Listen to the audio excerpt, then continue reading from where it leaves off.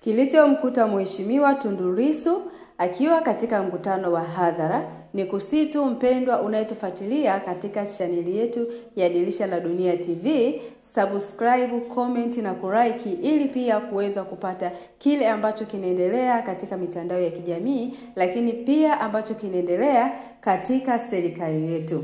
Ikumbuke kwamba Tundu Lissu ni kiongozi mkubwa ambaye yupo katika upande wa Chadema. Hivyo basi sikiliza kwa makini ili tuweze kujua kisa kilichosababisha Tundu Lissu kuweza kukamatwa jana tarehe 9 mida ya jioni akiwa katika mkutano wa hadhara huko mkoani Ruvuma, wilaya ya Mbinga.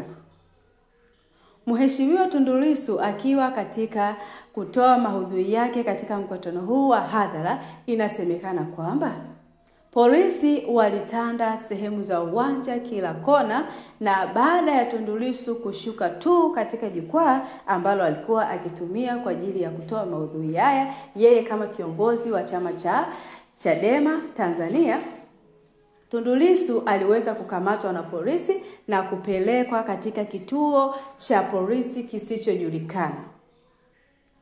Baada ya hapo, Tundu Lissu aliweza kutolewa katika kituo cha polisi na kusemekana kwamba asubuhi ya leo amesafirishwa kupelekwa katika mkoa wa Dar es Salaam ili kwenda kujua mashtaka ambayo yamesababishwa mheshimiwa huyo aweze kukamatwa.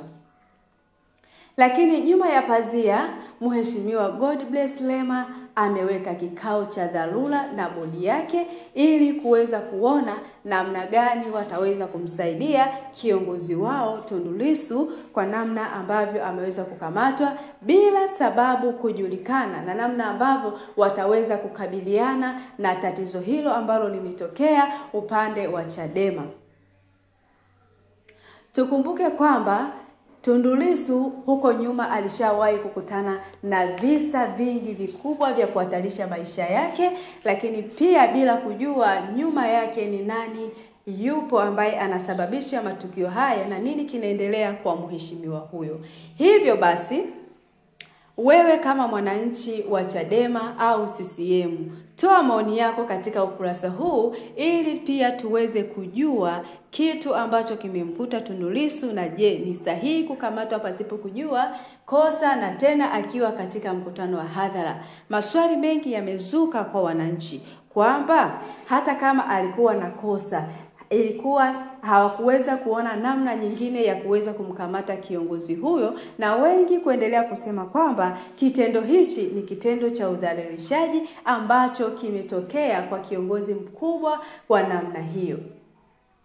Hivyo basi, sisi kama wananchi tuna uwezo wa kutoa maoni yetu katika comment, lakini pia tunaweza kulike, kusubscribe ili pia tuweze kupata kile ambacho kinaendelea, kwa sababu mpaka dakika hii mahakama haijasema chochote kuhusiana na kisa ambacho kimemkuta mheshimiwa huyo. Nini cha kufanya katika maisha yetu?